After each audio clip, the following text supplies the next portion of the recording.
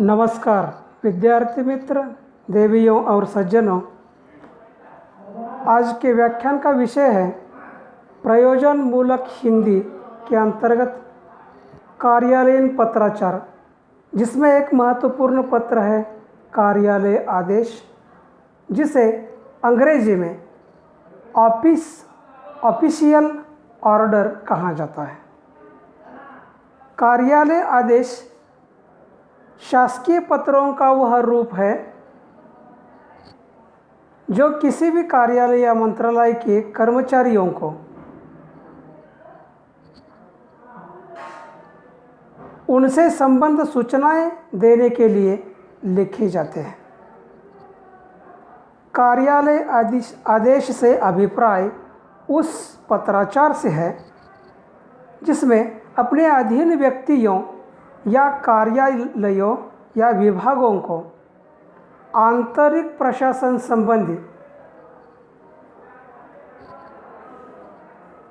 आदेश या सूचनाएं जारी की जाती हैं। ये आदेश या सूचनाएं किसी एक कर्मचारी या विभाग से भी संबंधित हो सकती है तथा एक से अधिक कर्मचारियों या विभागों से संबंधित भी हो सकती है। सरकारी कामकाज के लिए एक प्रमुख संपर्क माध्यम के रूप में इसका प्रयोग किया जाता है। कार्यालय आदेश का उपयोग किसी मंत्रालय, संबद्ध विभाग, प्रभाग, अनुभाग एवं कार्यालयों के कर्मचारियों के लिए अधिकारी व्यक्ति द्वारा संबंधित कार्य हेतु किया जाता है। इस पत्र के द्वारा दिए गए आदेशों का अनुपालन करना संबंधित कर्मचारियों का परम कर्तव्य होता है। छुट्टी की मंजूरी, नामंजूरी, स्थायीकरण, पदोन्नति, स्थानांतरण, काम से हटाना अथवा निलंबन, सेवानिवृत्ति, अधिकारियों तथा अनुभागों के बीच का काम का वितरण, कामकाज संबंधी नियम, उपनियम, किसी विशेष कार्य विधि का नवीनीकरण, परिवर्तन, किसी प्रशासकीय आदेश का पालन, प्रशासन से संबंधित निर्देश आदि सारी सूचनाएं कार्यालय आदेश के रूप में दी जाती है। यह कर्मचारियों के प्रति आदेश के रूप में होता है। इसमें उत्तम पुरुष एक वचन का प्रयोग किया जाता है। इसकी भाषा सरल, सीधी और स्पष्ट होती है। ऐसे पत्रों में किसी प्रकार की औपचारिकता नहीं रहती।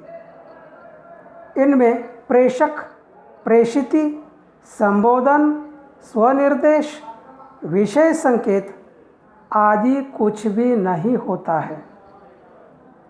कार्यालय आदेश सदैव ज्ञापन की शैली में ही लिखा जाता है, परंतु दोनों में मूलभूत अंतर है। कार्यालय आदेश के क्षेत्र के भीतर घूमता रहता है। कार्यालय आदेश का इस्तेमाल अधीनस्थ कर्मचारियों एवं विभागों के लिए होता है। कार्यालय आदेश ऊपर से नीचे तक भीतर ही भीतर घूमता रहता है। अन्य कार्यालयों से इसका संबंध नहीं होता है। कार्यालय आदेश का अपना एक विशिष्ट कलेवर अथवा ढांचा है। इसमें सबसे ऊपर पत्र संख्या लिखी जाती है जो बीचों बीच होती है। सरकार तथा मंत्रालय और कार्यालय का नाम होता है। पत्र संख्या के नीचे पत्र भेजने वाले सरकार का नाम लिखा जाता है और उसके नीचे मंत्रालय, विभाग, कार्यालय या संस्था का नाम लिखा जाता है। इसमें स्थान और तिथि भी होती है। मंत्रालय या सरकार के लिखने के बाद दाईं ओर पहले स्थान और उसके नीचे तिथि यानी तारीख लिखी जाती है। उसके नीचे बड़े अक्षरों में कार्यालय आदेश का उल्लेख होता है।